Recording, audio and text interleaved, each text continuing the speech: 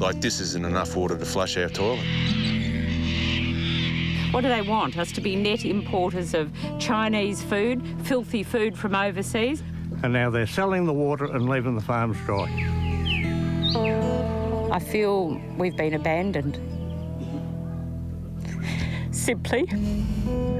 This is the human face of a tragedy being played out in farming communities across Australia. Now, how about we start operating as Australians instead of playing sneaky, dirty, nasty politics? Thousands of farmers robbed of the most vital necessity, fresh water.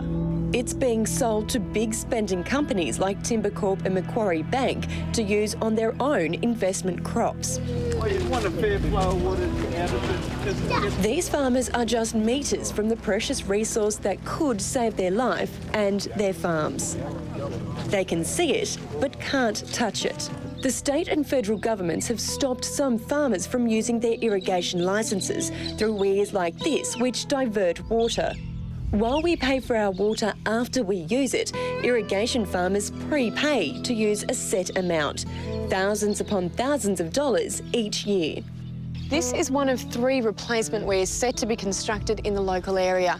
Unlike the old one, which leaked and allowed some water to flow down the creek, this concrete wall doesn't allow a single drop of water to escape. The effects are proving to be detrimental. It's terrible. Before Christmas, it absolutely stank because of the dead fish and the dead turtles dying in the creek. The kids have had ear infections, throat infections. Hold my hand. Dave and Kim Somerville's kids now bathe from stagnant pools of algae-covered creek water. We've tried to save the water as much as possible, like the kids aren't having baths anymore, like they're having quick two-second showers, hopping in and hopping out straight away. Like dragging out. They are just one of around 100 families who depend on the local creeks for household use and irrigation. They've prepaid for their water, but they can't get a drop. They can't take it away from the cities. Why should they take it away from us?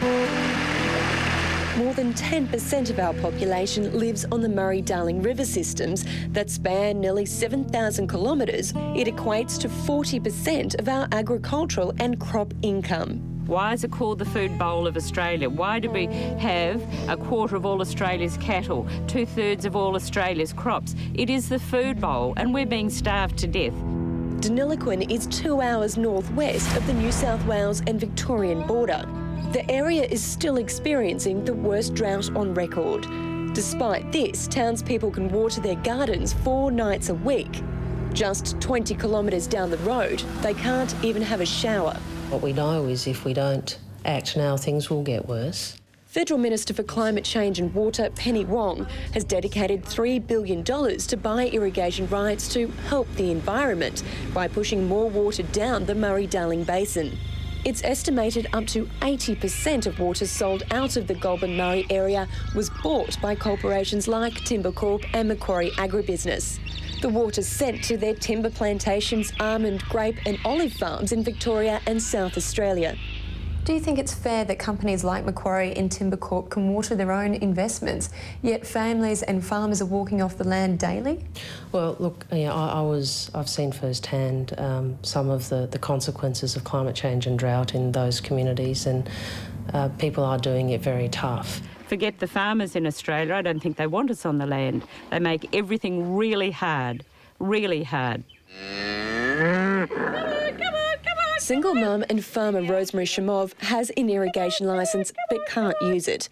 She was recently denied a $3,000 government grant to drill a bore that would save her farm. The cattle were starting to scour from the very filthy water, so we were diluting that with buckets of water from our precious drinking tank, which was not just backbreaking but quite heartbreaking too. The part-time teaching work she took up to keep her small farm alive deemed her ineligible. The $30,000 cost dried up her savings. We stand together as a community and we just feel ground down, and we do feel that decisions are made, inequitable decisions. How desperate are these farmers? They're really desperate. There's even been talks of threats of using dynamite to blow up the weir. The weir's already been tampered with a few times. For the 2 million people who rely on the Murray Darling River systems, the message couldn't be clearer. Come back to Australia, Kev, folksy Kev, and come back and talk to us folk and see if we can get a sensible solution out of it. Do it for us.